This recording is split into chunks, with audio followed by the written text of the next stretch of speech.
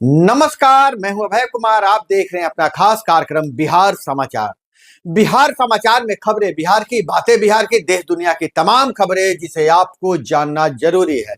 बिहार समाचार में हम खबर लेते हैं सत्ता के गलियारों से, पंचायत के गलियों से और गांवों के चौपालों से। तो बिहार समाचार में हम बात करेंगे शिक्षा विभाग से पहले कि अपने ही घर के पास के स्कूल में पढ़ाना चाहते हैं राज्य के 1,62,000 शिक्षक। 15 दिनों में 1,90,000 शिक्षकों ने ट्रांसफर के लिए आवेदन किया है, जिसमें से 1,62,000 अपने घर के पास ही रहना चाहते हैं। और सोमवार से स्कूटनी होगी, जनवरी में पोस्टिंग हो जाएगा। 13 दिन में 1,35,000 शिक्षकों ने आवेदन ये किया था इधर, लेकिन ये 15 दिनों में 1,62,000 शिक्षकों ने आवेदन किया है।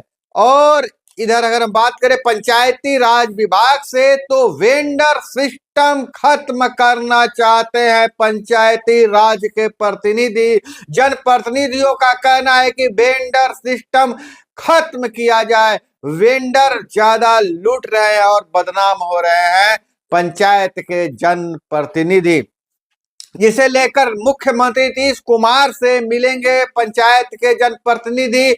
वहीं जब यह खुलासा होने के बाद कि 17,000 का सोलर स्ट्रीट लाइट पंचायतों के राशि से निकाला जा रहा है, जो 17,000 के जगह पे 30,500 रुपए पंचायतों से वसूला जा रहा है, इस पर जनप्रतिनिधियों ने कड़ा एक्शन लिया है और मुख्यमंत्री नीतीश कुमार से मिलेंगे और राज्य के पंचायती राज विभाग से वेंडर सिस्टम को खत्म किया जाएगा। चाहे वह स्वच्छता अभियान के सामानों की खरीदारी की बात हो, वेंडर सिस्टम, चाहे नल जल योजना में वेंडर लाद कर पहले ही कई वार्ड सदस्यों व सचिवों को जेल भेजा जा चुका है। अब वेंडर सिस्टम लाद कर ब्रेडा द्वारा पंचायती राज के राशि का बंदरबाट किया जा रहा है। तो बहुत बड़ी खबर है, आप लोगों ने आवाज उठाया है कि वेंडर सिस्टम खत्म किया जाएगा। और वही मुख्यमंत्री नीतीश कुमार महिला सम्मान यात्रा का नाम बदल दिया है। हम आपको बता दें कि लालू यादव ने मुख्यमंत्री पर तंज कसते हुए कहा था कि मुख्यमंत्री का महिला सम्मान यात्रा आंख सेकने के लिए जा रहा है। हालांकि लालू यादव के इस विवादित बयान की चारों तरफ चर्चा हो रही थी कि लालू यादव जैसे मंजे हुए नेता को ऐसी बातें नहीं बोलनी चाहिए थी, लेकिन मुख्यमंत्री नीतीश कुमार ने इस यात्रा का नाम बदलकर विकास यात्रा रख लिया। इस खबर को हम आगे भी बताएंगे। और एक देश एक चुनाव बिल पेश करने को लेकर इलेक्ट्रॉनिक वोटिंग हुई, जिसमें बिल के पक्ष में जीत दर्ज हुआ है। लोकसभा में पक्ष में 269 मत पड़े, जबकि विरोध में 198 वोट पड़े। कांग्रेस बोली सरकार के पास 2/3 बहुमत नहीं है। लोकसभा में मंगलवार को एक देश एक चुनाव के लिए 129वां संविधान संशोधन बिल पेश किया। बिल के लिए पहले इलेक्ट्रॉनिक वोटिंग कराई गई। कुछ सांसदों की आपत्ति के बाद वोट संशोधित करने के लिए फिर पर्ची से मतदान हुआ। बिल को पेश करने के पक्ष में 269 और विपक्ष में 198 वोट पड़े। इसके बाद केंद्रीय कानून मंत्री अर्जुन राम मेघवाल ने इसे सदन में रखा। अमित शाह ने सदन में कहा कि बिल जब कैबिनेट में आया तब प्रधानमंत्री मोदी ने कहा था कि इसे संयुक्त संसदीय समिति आईपीसी को भेजा जाना चाहिए। कानून मंत्री ऐसा प्रस्ताव कर सकते हैं। वही बीपीएससी कैंडिडेट री एग्जाम लेने के लिए बोल रहे हैं और बीपीएससी कैंडिडेटों ने कहा है कि री एग्जाम नहीं तो जान दे देंगे। सीएम और आयोग के अध्यक्ष होंगे जिम्मेवार। एक सेंटर पर नहीं, पूरी परीक्षा रद्द होनी चाहिए। बीपीएससी ने 17वीं पीटी परीक्षा के दौरान बापू एग्जाम सेंटर में हुए हंगामे के बाद इस केंद्र की परीक्षा कैंसिल कर दी है, लेकिन पूरी परीक्षा रद्द करने की मांग जोर पकड़ने लगी है। बीपीएससी कैंडिडेट पूरी परीक्षा कैंसिल कर री एग्जाम करवाने की मांग कर रहे हैं। इसे इसको लेकर सोशल मीडिया एक्स पर बीपीएससी री एग्जाम फॉर ऑल ट्रेंड हो रहा है। इसमें कैंडिडेट ने पोस्ट किए हैं और सपोर्ट करते हुए सोनू नाम के एक अभ्यर्थी ने कहा है कि मैं बहुत ज्यादा आहत हूं, आत्महत्या कर लूंगा। इसकी जिम्मेवारी बीपीएससी अध्यक्ष और सीएम नीतीश कुमार के होगी कि होगी। वही राज्यसभा में शाह बोले लोकतंत्र पताल तक गहरा है, इसमें कई तानाशाहों का अहंकार चूर चूर किया है। हम दुनिया की 5वीं सबसे बड़ी इकोनॉमी बने। राज्यसभा में संविधान पर चर्चा में मंगलवार को गृह मंत्री अमित शाह ने अपनी बात रखी। शाह ने कहा कि देश में लोकतंत्र की जड़ें पताल तक गहरी है। इसने अनेक तानाशाहों के अहंकार गुमान को चूर चूर किया है, जो कहते थे कि भारत आर्थिक रूप से आत्मनिर्भर नहीं हो पाएगा। हम आज दुनिया की 5वीं बड़ी अर्थव्यवस्था हैं। यह हम सब के लिए गौरव का पल है।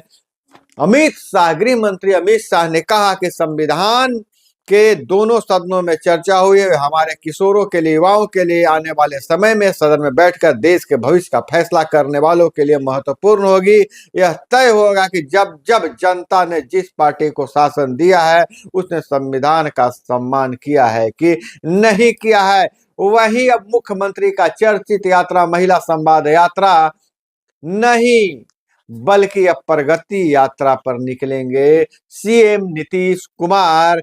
23 दिसंबर को पश्चिम चंपारण से शुरू होगी यात्रा। 5 जिलों में जाएंगे नीतीश कुमार।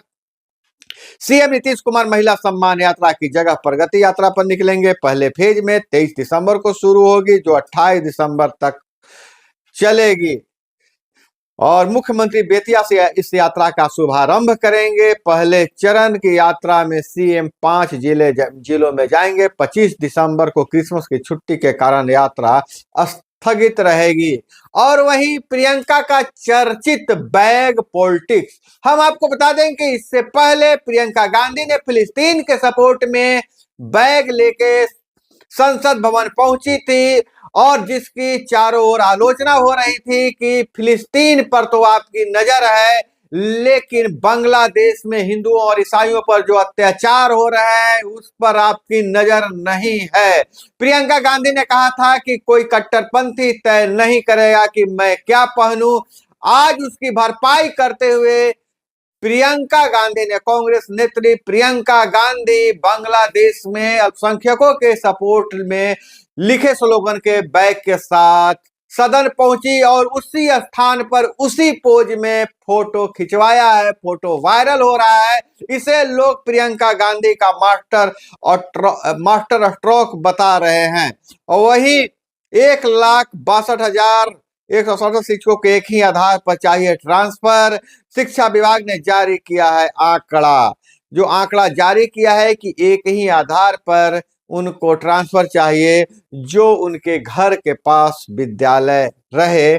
और जो आधार बताया गया है जिसमें असाध्य रोग के लिए 760, बीमारियों के लिए 2,579, विशेष रूप से सक्षम के आधार पर स्वनियुक्ति पर 5,575 और ऑप्टिज्म मानसिक रूप से सक्षम 1,557, विधवा और तलाकशुदा शिक्षक 1,338, पति पत्नी की पोस्टिंग के आधार पर 16,356 और वांछित स्थान से वर्तमान पोस्टिंग की दूरी के आधार पर आवेदन करने वाले 1,62,167 हैं। इस प्रकार कुल 1,90,332 इसको ट्रांसफर के लिए शिक्षा विभाग को आवेदन दिया है। और वहीं जनसुराज के संस्थापक प्रशांत किशोर को बड़ा झटका लगा है। पूर्व सांसद डॉक्टर मुनाजिर हसन और देवेंद्र यादव ने कोर कमेटी से इस्तीफा दे दिया है। कुछ दिन पहले ही 125 सदस्यों की कोर कमेटी बनाई गई थी। इस्तीफे की वजह निजी कारण बताया है। हालांकि मुनाजिर हसन ने स्पष्ट तौर पर कहा है कि कोर कमेटी से इस्तीफा दिया है, पार्टी में बने रहेंगे। वहीं देवेंद्र यादव ने फिलहाल कुछ भी नहीं कहा है। दोनों ने इस्तीफे की कॉपी प्रशांत किशोर को भेजी है। वहीं मनी लॉन्ड्रिंग केस में जांच एजेंसी ईडी ने बड़ी कार्रवाई की है। बेऊर जेल में बंद आईएएस संजीव हंस की 7 अचल संपत्तियों को जब्त किया है।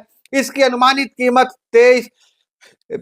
23.72 करोड़ रुपए आकी गई है। ईडी ने नागपुर में 3 प्लॉट, दिल्ली में 1 फ्लैट और जयपुर में 3 प्लॉट को जब्त किया है। सभी संपत्तियां संजीव हंस, उसके सहयोगी परवीन चौधरी, पुष्पराज बजाज और इनके परिवार के लोगों के नाम पर है।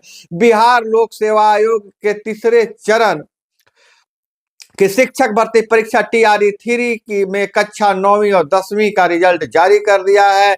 कुल 15,251 अभ्यर्थी सफल हुए हैं। क्लास 9 से 10 के लिए 19,415 पदों पर वैकेंसी निकाली गई थी। अभ्यर्थी आयोग की वेबसाइट www.bpsc.bih.nic.in पर जाकर अपना रिजल्ट देख सकते हैं। 50% आरक्षण रोस्टर के साथ यह रिजल्ट जारी किया गया है। वहीं अमेरिका के राष्ट्रपति जनवरी में गद्दी संभालेंगे, लेकिन उन्होंने साफ साफ कह दिया है कि यूक्रेन के राष्ट्रपति रूस से समझौता के लिए मानसिक रूप से तैयार हो जाएं। तो दोस्तों, ये थी वो तमाम खबरें जिसे आपको जानना जरूरी था। इसी तरह से खबरों के लिए जुड़े रहिए हमारे साथ। चैनल पर नए हैं तो चैनल को सब्सक्राइब कर लीजिए।